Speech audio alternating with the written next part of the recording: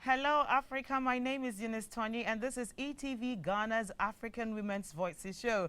It is a show that tackles issues pertaining to women as they contribute to national development. How have you been, and who is your Women Crush Wednesday? Do you have one? Do you have two or multiple? Well, how many they are doesn't really matter. All we need to know is, were you able to express to them how you are crushing on them? If you haven't, you still have got the time before 12 midnight. Tell that particular woman that you are crushing on her and give her reasons why you are crushing on her, okay? All right, I have missed you all. It's been a week. However, we've had a lot of conversation on our social media pages, and I really appreciate the way you engage with us. You ask questions, you contribute, and you just keep the show alive even after we've had our live broadcast. Thank you all so much.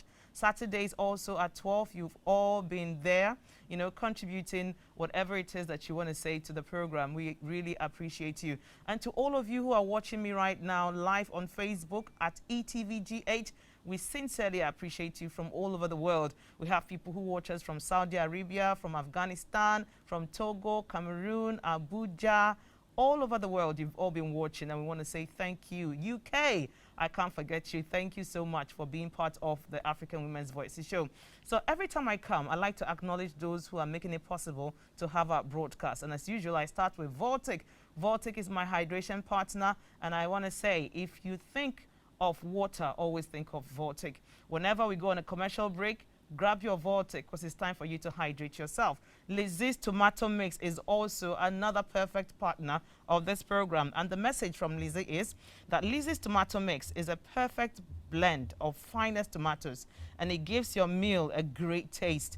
Prepare all your dishes with Lizzie Tomato Mix, especially your jollof, your stew, your granite soup, etc. What other food would you want to prepare with Lizzie's Tomato Mix? Once it takes tomato, you need to think of Lizzie's Tomato Mix. Lizzie's Tomato Mix is all you need to make your food taste delicious. For bulk purchase, kindly call 050-140-1085 or 033-2095-314.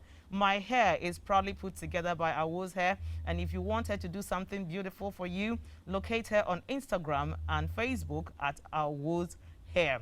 And my beautiful dress, I'm always put together by Afariwa Styles. Afariwa puts together contemporary ladies and gentlemen outfits, and she's located on social media and also physically. So you need to reach out to her on afariwa.styles on Facebook and Instagram.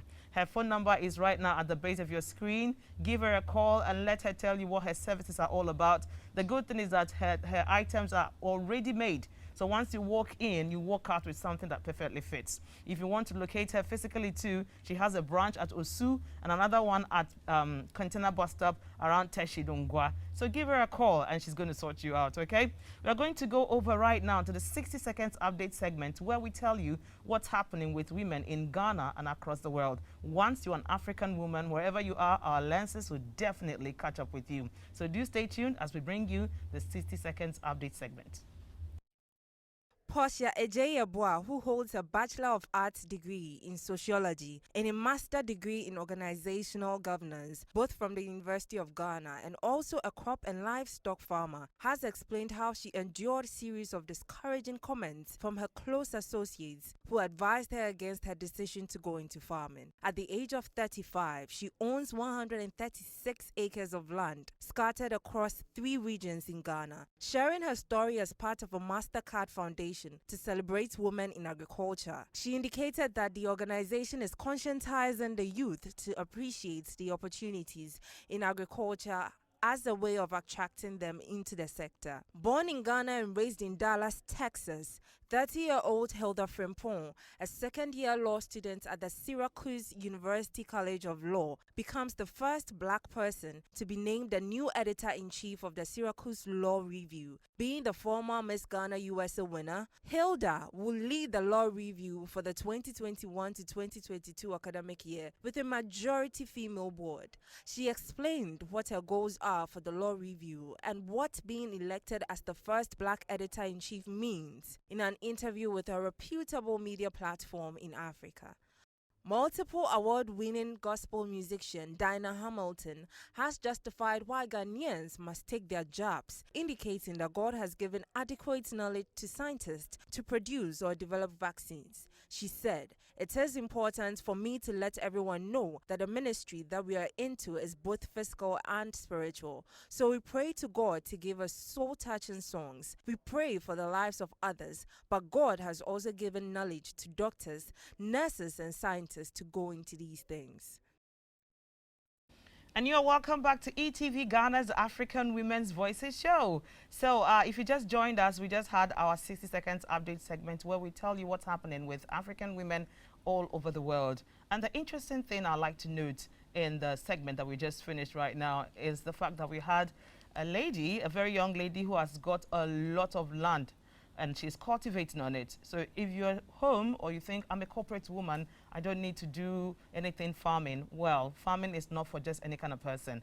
Farming is for people who are resilient. Farming is for the educated. Farming can be undertaken in various ways. So that land of yours that you've left somewhere and nothing is happening to that land, you need to begin to cultivate something on it, okay? And food security is something we all need to ensure. And I'm so happy that there's a woman who is thinking about food security for today's Ghana and even for the future. And what did you have to say about the lawyer girl who is the first editor-in-chief for the Syracuse University? I think she's really done well, and it's beautiful to have a lot of people coming from our country here in Ghana who are representing us well.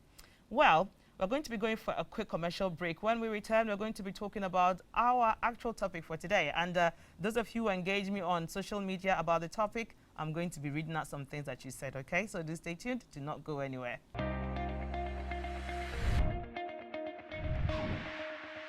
And you are welcome back to e.TV Ghana's African Women's Voices show. If you just joined us, then you are right on time because we are about to delve into the conversation properly. So on social media, we asked this question, if people could tell us what they really believed was motherland. So if you are to define motherland in your own way, how would you define it? And we've got some responses. Somebody said, the person's name is Kukwa Abigail.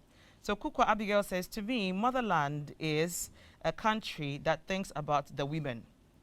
Everything in that land favors the women because women are the one who birth the children. So that's what Kukwa Abigail said. She feels motherland, is. And then another person says his name is Kek Oredu. Kek says motherland to me means that everyone in the country is supposed to have the heart of a mother. So that is what it means to Kirk. And we have other feedback, but we're not going to go deep into that. We're going to do that during the rest of the program. I'd like to introduce our guest so that she tells us exactly what it is to her. And this person I'm going to be introducing, is not somebody who is new to our show. She's been on our show quite recently when we discussed submission in marriage. And she's the convener for the International Level Up Conference that's going to be happening sometime this month on the 5th and the 6th. She's going to be talking to us much more about it in the course of the program. But today, she's coming in as a communications and development specialist, where she's going to help us discuss the impact of Ghana's culture on her women.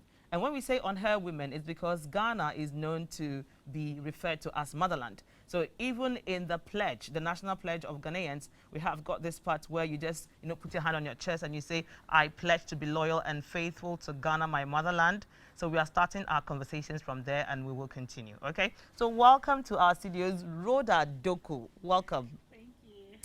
All right, it's good to have you once again here. The last time you were here, it was quite interesting, and we had a lot of good feedback, and we believe that today is also going to be another exciting day. So I just read to our audience what some people felt motherland actually meant to them. What does motherland mean to you? Okay, thank you for having me, and good evening to our viewers. So when we say motherland, I would first of all define who a mother is.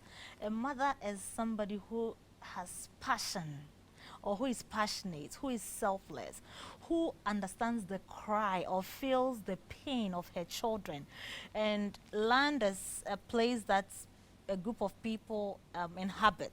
So when we say motherland, all we're trying to explain to the layman is that Ghana as a nation, or Ghana as a country, has this bond with its beneficiaries. I'll trace it back to history at the old polo grounds, midnight, when our forefathers fought to bring Ghana from Gold Coast to wherever we are today. You realize that when a lot of people are outside Ghana, wherever we find ourselves, and somebody says, oh, this person's a Ghanaian, it's, you might think it's something that takes place. Everybody seems to have that bond. You go anywhere and I'm a Ghanaian and somebody has done this. It tells you how patriotic most people are when it comes to we as, you know, as a nation or as citizens of Ghana. So motherland simply means that a tree person say like the year of return. You have so many Ghanaians scattered all over, but a time comes that you know that, look, no matter how far you go, there's home. So that is your motherland, because you can go to anywhere, but you have a source, you have an origin. And this is where our forefathers placed that. So no matter your citizenship elsewhere, this is where you belong. So that's why you hear people saying that, hey, Ghana is my motherland. Ghana is my mother tongue. So that is the source of it. Okay. So I'm going back to what somebody also said in on our Facebook conversation when we asked about what people felt was motherland. The response was that I understand motherland to be having a matrilineal affinity. So it means to him, and the person's name is Constance. Constance, okay, men bear Constance and females also bear Constance. So I don't know if it's a man or a woman, but Constance believes that when it's motherland, it means that they are matrilineal, or you have this matrilineal affinity. So that's why it's called motherland. However, where we are having this challenge now is that I do not think so, that when they say motherland, it means that you've got a matrilineal, you know, affinity. From what you just explained, it's a very good way of explaining it. And Ghana is not entirely matrilineal. Yeah. We all know that those who are matrilineal are the Akans. So the Akan is a very big ethnic group here in Ghana, could even be the largest ethnic group. However, that doesn't mean that the entire country is matrilineal. Yeah. We've got some people who also are patriarchal within our system. So knowing very well now that motherland doesn't really represent the fact that we have a matrilineal affinity. However, we have a certain ethnic group within Ghana that, you know, has got a matrilineal affinity, which is the Akans. Let's draw that statement, okay, and set it aside and know that, okay, now we know what motherland is, and it doesn't really mean that you've got a matrilineal affinity. So let's delve deeper into Ghanaian culture. And because the person who responded to us talked about, you know, the Akans and their affinity to their mothers, I'd like us to take a look at this aspect of culture because it's a very beautiful one, and they've got something that they do for young girls to actually introduce them into adulthood. So, Constance, your response is actually cultivating this question. So thank you very much for sending in your response. And if you've got any other response, please send them in. You never know, it could also lead the conversation as well. Could you take us through some of the practices that these Akans who are matrilineal, you know, take young girls through, you know, into adulthood? So you could just let me know which ethnic group would you want to be looking at, which community would you want to look at? I like to look at the Ashantis. The Ashantis, Yes. okay. But before that, I'd like to explain what culture is for the benefit of education. So culture simply means a way a group of people live, the kind of food they eat, what they are used to, their beliefs and behavior in a particular setting. So Ghana, for instance, we have different ethnic backgrounds with different cultures, but we have one unique culture, that is hospitality, where people come to us and we are nice to everybody. That is the general national culture people know about us. So back to the question on one of the rights that the Akans, majority of them do, is the Bragro rights. And this takes place between a teenage girl who is between 16 and 18. 16 and 18 because some people have their menstruation earlier than others. So the first menstruation that a girl goes through, the mother initiates the shaving of her hair. And okay, so viewers, that's what we have on the screen, how the whole process starts. So the mother shaves the hair of this girl child. There's an initiative of shaving of the girl child, and then eggs are taken to the queen mother to inform her of the good news that the daughter has had her first menstruation, which means she's now diverted from a young woman into womanhood.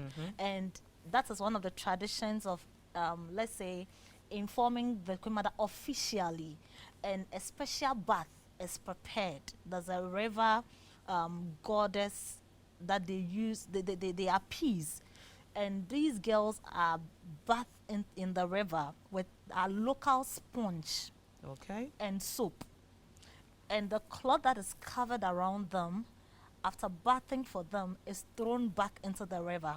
And during the bath, they have something called branyum, a song that has appellations, and in it some of the words talks about casting away demons or devils against that will come after these girls, and then they start calling good things into their lives. So it starts from when they are bathing them till they are done, and then till they leave the premises.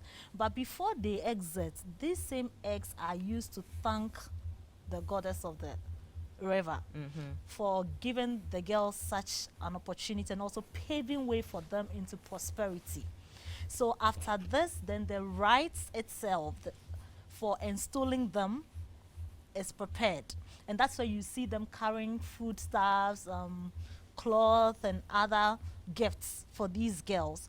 A whole deba is organized, and you see them dressed in a rich kente cloth, where they are being asked to sit on a chair or on a stool 3 times. So you sit, you rise, you sit, you rise, you sit 3 times.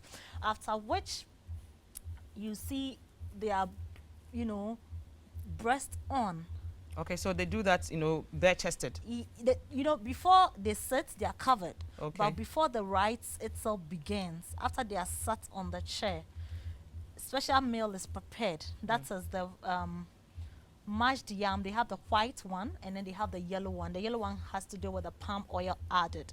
And these girls will be fed 4 times. So the first to the 3rd time, they will spit it out. But the last one, they would swallow.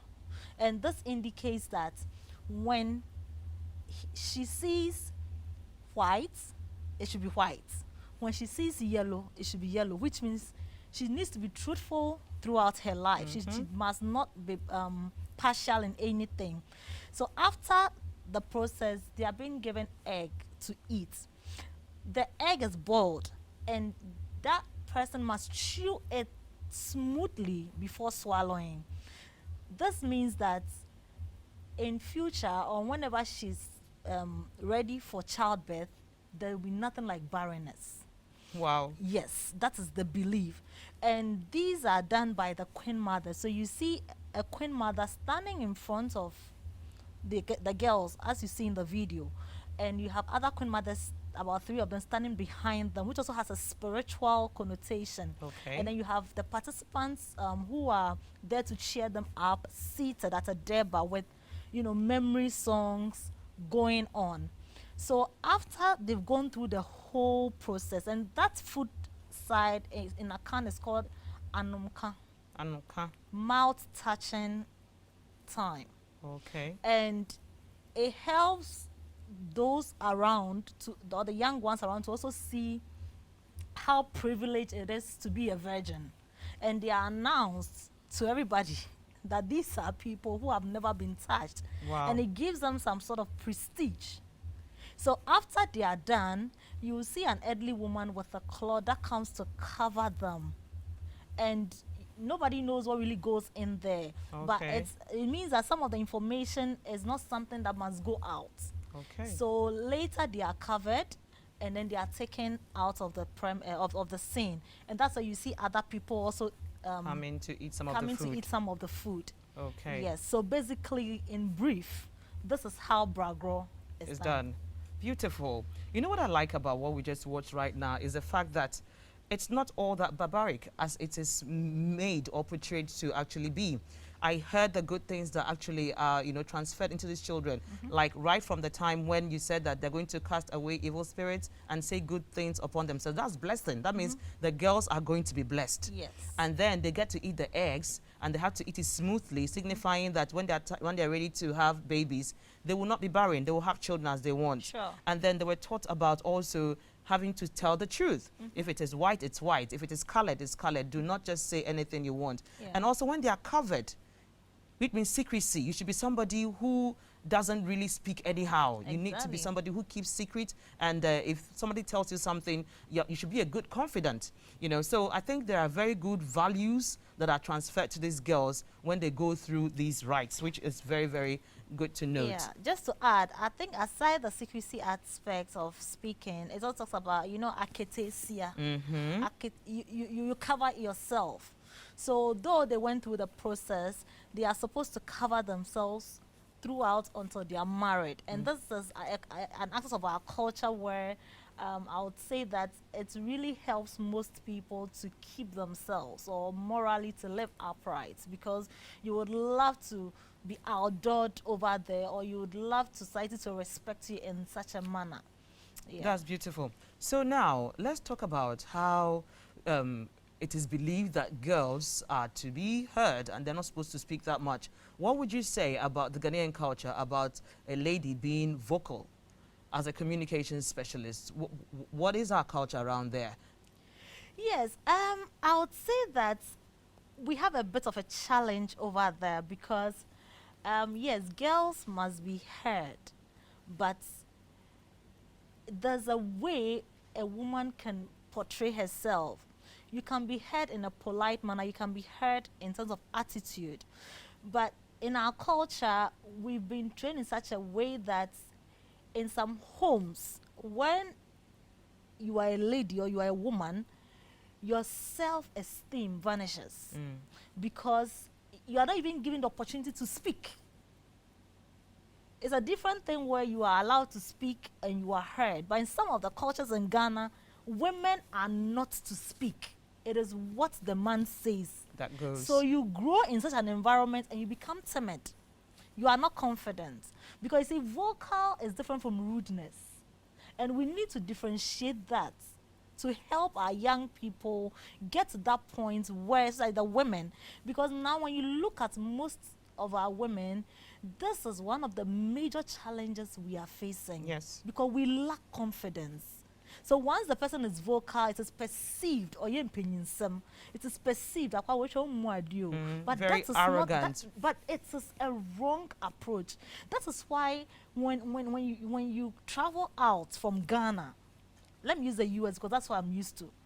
You meet other young people who are smarter, other Ghanaian children who are smarter than you, who is from Ghana. From Ghana. It is not because they are better than you. It's because of the upbringing. We just have to modify it a bit and differentiate between building one's confidence and ensuring that the person is not going overboard. But how do we do it? You live in an environment where you do something, hey, don't do this, hey, the way you shout, the way you yell, it puts some sort of fear in the person. Even if the person has something good in him or her, it becomes very difficult for you to be able to nurture the person. That is why we have a lot of people who don't know their purpose. Because if you allow me as a child to come out the way I am so you can coach me or guide me, you'll be able to help and identify my strengths and weaknesses. But it's a situation where in our culture as a child or as a young woman, you are not allowed to even speak. So therefore, how would you as a parent or as a family member know what is in me so you can help me discover my purpose? And that is a very big challenge for us. So it's affecting the quality of girl children that we've got. Exactly. Because sometimes we even find ourselves, getting to hear from our parents or even guardians around us. They ask you, who are you? Like, who are you? Exactly. That question, who are you, is supposed to tell you that, look, this is not your place. You're supposed to be silent because you are a nobody. Which is wrong. Very wrong. It is wrong. I remember my late dad of blessed memory. He was an educationist. And right from childhood, he allowed me to not that to do what I want, but I was given the opportunity to express myself in all manner of ways. And that was where I was able to discover that I could be very vocal. And that is what has landed where I am today. Man, that died when I was at age 13. But that upbringing, that confidence I was given right from childhood up till now speaks. And you speak to people, they're like, you are too confident. It's not about being too confident. Sometimes when you know your purpose or you discover it quickly, it helps you to know your lane. So even though he wasn't around, I knew that this is the field I wanted to get into. And I championed it on my own. And today here I am. But how many people can do that now? Because every culture is dynamic. And in our tribes that we live, or ethnic groups that we are from, every house has its rules and regulations. But we need to come to that point where we would say that, okay, women must speak, but we can guide them in this manner so they don't go overboard. But where you shut them up, the thing is within the person, it's not coming out.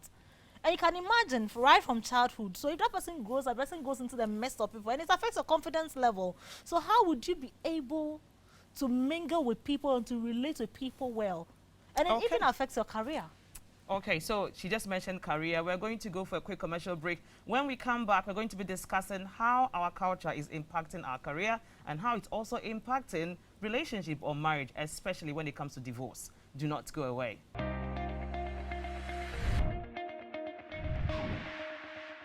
This is e.TV Ghana's African Women's Voices show, and we are discussing how the Ghanaian culture is impacting Ghanaian women. So if you've not watched from the beginning and you just joined us, well, you still have some time to stay with us. But let me just give you a recap about what we've discussed. We discussed about the fact that there are certain rights that women have to go through in the Akan side of Ghana.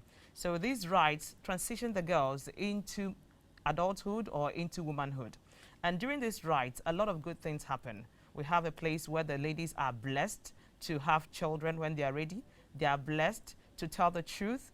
They are blessed to be people who actually, you know, are modest and don't expose themselves. They are people that can be confided in. So there are some values that are imbibed in these girls when the Bragro is the name of the festival, whenever it's going on. So we are going to continue the conversation. And before we went, we talked about the fact that the Ghanaian culture is also impacting marriages and relationships, especially when it comes to divorce. So we're going to go back to her, and then she'll let us know, after which we'll talk about how it's impacting the corporate world. So Rhoda, so let's continue with the conversation. Talking about marriage, 2 weeks ago when you were here, we talked about the place of a woman in marriage, in submission and everything, culturally and even in terms of our faith.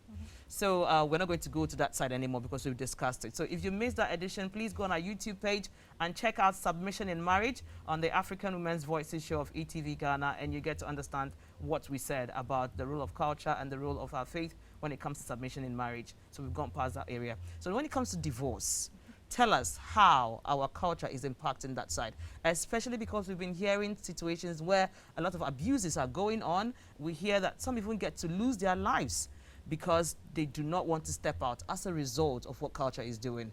Please give us some highlights about what's going on in terms of culture impacting divorces. So our culture has a gap when it comes to divorce. I'd like us to trace it to the roots. So let's say a young woman is not given the opportunity to express herself, to build her self-confidence because of our culture. You go to some cultures, or you find yourself in some cultures within a Ghanaian setting according to tribes or ethnic backgrounds, and some of them, women are not even given the opportunity to speak. Sometimes you can give birth, and if it's a female, they ask you, or nipa. And the man is seen as the nipa, and oba is seen as abua, mean animal. Yes, so we need to make you understand, for those of you who don't understand the language, she's talking about the fact that sometimes when children are born, they ask the mothers questions, or maybe the midwife. What question they ask is, did she have a child or did she have an animal? So if it's a boy, then it's a child. If it's an animal, then it's a baby girl. You know, and that perception alone has eaten into the young men who have grown up to be abusing women. And you see, because of this, the woman from childhood has lost her self-esteem.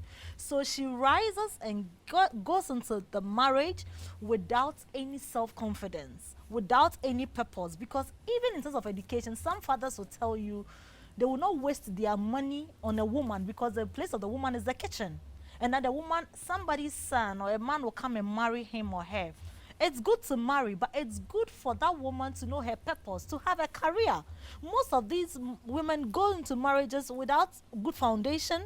One, education background. Two, no career. Three, no purpose. So which man would like to have such a woman in his home? So this boils down to the situation where if that woman is being abused, she gets used to it because she's thinking of what society will say about her. Because in our society, if a woman is abused and she comes out to say it vocally, she will be tagged as a rude person, as a woman who doesn't respect her husband. That's why she couldn't stay in her home. Some men the privilege in their wrongdoing as if they are right. You find yourself in a situation where you go into marriage, you are even at the verge of dying, and they tell you that you know, the marriage has a long it's a long journey. It's a long journey, so be there. And you see, our culture is unique and dynamic, but we need to have a second look at it, where it's claiming a lot of lives. Most of these women are the depressions and like that psychiatric hospital, those dying and other things. You know, when you get depressed for a long time, your immune system is shut. The stress level alone can kill you, because when you go to your family, because of the cultural difference, you are scared. So instead of you going for you to be pushed or seen as an outcast, you want to stay there to die. And it's not helping. Women have lost their lives because of the way we abuse our culture. And it's about time we look at it again. Because somebody will look at you and tell you that, oh, she's too educated, so she cannot marry. So right from she gets into the marriage, a different perception has been formed about her already. So things that she might want to do on her own as an independent woman or as somebody with a good foundation, hey, this is not a woman's place. I am the man of the house. Therefore, it is what I say that is final. Forgetting that it's a win-win situation. The woman is your helper. But in our culture, most people perceive that even abusing, insulting, and mistreating the woman is part of the culture. And whenever you want to say it, unfortunately, you see family members telling you that, oh, it's part of the marriage. That's why it's for better, for worse. And unfortunately, they find good quotations to give you to convince you and to tell you, hey, do you know what I've seen? Even your father did to me at this time. But you see, the world is evolving. Everybody has a foundation. So we cannot just hide behind culture to make other people suffer, especially women. And because of how we began, that is why most women are not able to come out. And the few who are able to come out are being stigmatized.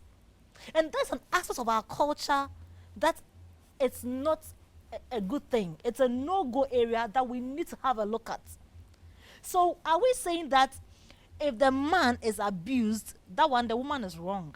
But if the man abuses the woman and the woman cannot take it, and where her life is at stake. Look, when you look at most of the things that have happened since last year and a few years ago, women are being butchered with cutlasses, women are being stabbed, women are being beaten, others are being killed. Who is talking about it? Our culture has a role to play. Because when she goes to her family, nobody will be there for her. Because in her culture, that is how it is believed. Maybe it's something that has happened from generation to generation. So she's gone, and in some families, when you go, you're not supposed to come back. Because they'll tell you that it's a taboo. So once it's a taboo, then you have to die in it.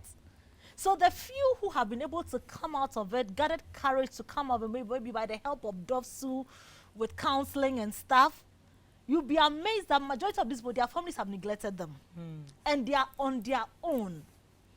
Others are going through a lot. You see them, they can't tell you, but deep down, there are women who weep 24/7 because nobody seems to understand them. We've clouded our minds with culture to the extent that people don't even care what happens to their family members in the name of culture. Okay, so I think that is actually well noted. So can we take a look at how this is impacting the corporate world briefly before we go to our next commercial break?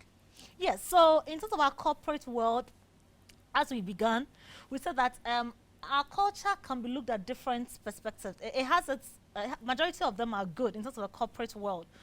Why am I saying that? Because of the way we were brought up, according to our culture, let's say a young person does something with an elderly person, and you are told that when an elderly person speaks, you, the younger person, if you, even you have misunderstanding, you are supposed to apologize. That is the good side of it, of humility. So you realize that in our organizational structure, it's been termed as the boss is always right in a way. So even if the boss goes beyond a particular limit, the culture has helped us to the extent that there are proper ways or measures you can go through to address the challenges. And that is a good thing when it comes to our culture. Another aspect of our culture in terms of the corporate world is that it helps us understand who we are and where we are from and how we should go about our things. For instance, I can use our normal home training and connect it into our, how do you call it, into our corporate world. Let's use the normal greetings, for instance. At home, when you get up, you are supposed to greet, and it's something that has been imbibed into us. So when you come to work and a similar situation happens, you are able to relate quickly and you correct it. And that's where there are things that you may be able to do that you see that it can be sanctioned. But because of our culture, some of the management members look at the situation critically, and should I say they are a bit sympathetic with you, whereas in other parts you do the wrong thing and you are sacked because it's part of the ethics of the job. But because of our culture, we are able to play around some of these things, and it helps us put a lot of things together. And it's also helped us with our relationship with each other, because no matter how bad the situation is, we still see ourselves as one people. In other words, you're trying to say that we have some sides of our culture that needs to be modified. Yeah. However, we've got very positive aspects in our culture which we always need to emulate. Sure. So we'll be going for a quick commercial break. When we return, we open the phone lines. And if you have any contribution concerning how you think Ghana's culture has impacted women, let's hear about it, whether positive or negative. Do stay tuned.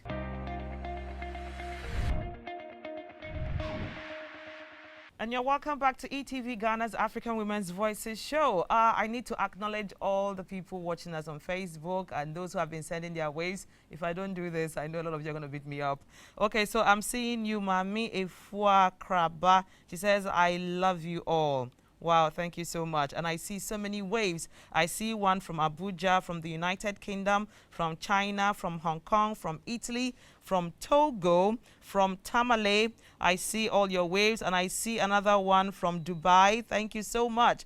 Dubai, you're always watching. UK, the same thing. Thank you all so much. Okay, so I want to see the waves that from within Ghana itself. All right, so yeah, I see you, Central Region. I see somebody who is sending a wave. You're sending a wave from Kotokraba. Okay, that's nice. I see another wave also from Sunyani. Good. I need you all to be watching right from there. I also see another wave from Accra. Accra. Oh my God, Accra people are watching. Thank you so much. We really appreciate your presence. And it's very good that a lot of you are watching right now within Ghana. And it's very interesting to let you know that there's a conference coming up. And Rhoda is the convener of this particular conference. And it's called the International Level Up Conference 2021. So that's what we have on the screen. And we're going to be having notable speakers there. And we need you to be there. It's going to be on the 5th and the 6th of March. Let me not take up all the conversation. I'm going to let Rhoda talk to us a little bit about International Level Up Conference. So I see Oheneyeri there. Yes. What will she be doing? So Oheneyeri is speaking on the 5th of March, that's this Friday at 9 a.m. prompt. By 12, we should be out of the place because of the COVID protocols. And, you know, as a gender activist and youth activist, she'll be speaking on how to pick the pieces together. You know, a lot of us have gone through a lot this COVID season. So we want to focus that beyond COVID, what can we do? A lot of women have suffered relationship-wise, abuse-wise, career-wise, everything. So wherever you have lost it, you come and listen. And the good news too is that we have 20 tickets, 20 coupons, free of charge on our site. So just type level up as the code and you have 100% discount just for 20. Wow. Okay, so the phone lines are going to be opened up right now. Director, can we have the phone line on the screen? So if you're lucky to call in, you're going to get this ticket. So they should just type level up. Yes, you go to egotickets.com. egotickets.com. Yes, and you see the coupon session. So just type level up, small caps, one word, level, L-E-V-E-L, then up.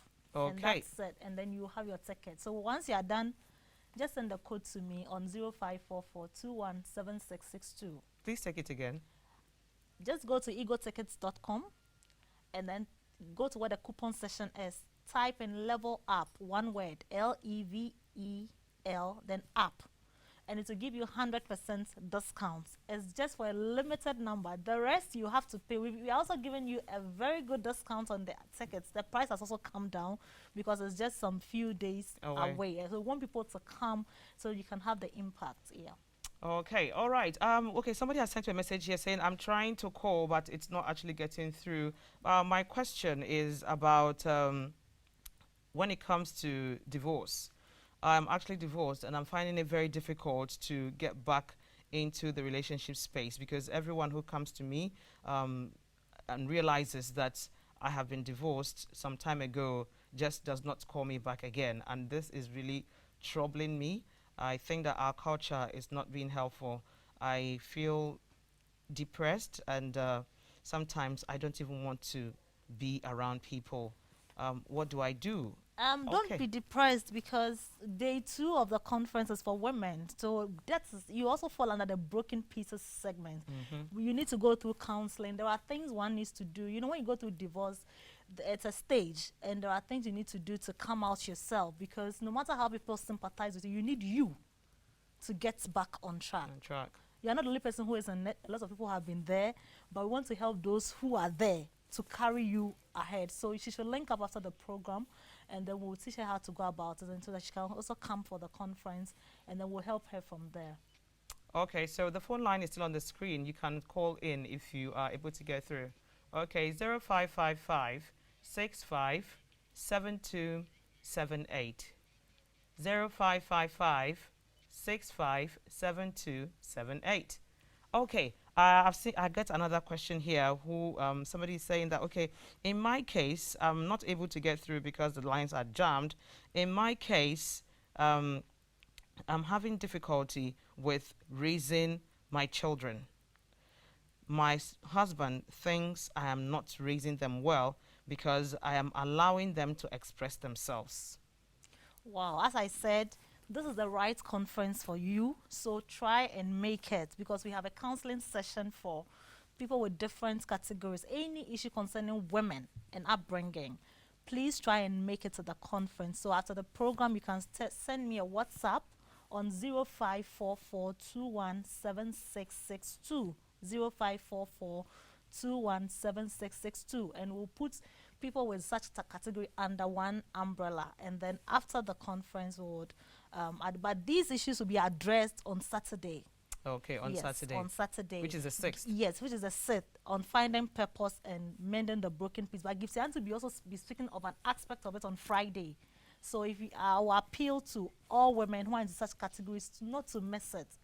9 to 12, it won't take much of your time because this is a one-time thing that you have to tap into it and then it will change everything around you. Okay, thank you very much for being with us, Rhoda Doku. We really appreciate your presence here. And viewers, we actually discussed the impact of culture on women. It's a whole lot that we're supposed to talk about, but we have just 1 hour and we're able to talk, you know, about the levels we're able to discuss. If you want to continue this conversation, please see us on our Facebook page at e.TVGhana. Send in your comments and then we'll give you replies. This broadcast is also repeated on Saturdays at 12 noon. We are also having it on YouTube. So we are trying to ensure that you get to watch the program and follow it up. So all the old episodes are also on YouTube. And the show is proudly brought to you by Voltic, Fariwa Styles, Awos Hair, Lizzie's Tomato Mix, and Chana Sheto. Chana Sheto is Ghana's #1 pepper sauce. So if you haven't tried it, please go out there, find Chana Sheto. We've got the mild and we've got the hot and spicy, depending on what your preference is. And you definitely would want to recommend it to anyone you see. Chana Sheto is delicious and it is finger-licking good. Thank you so much for being with us. Until we meet again next week, do enjoy the rest of our interesting lineup for you. Bye-bye.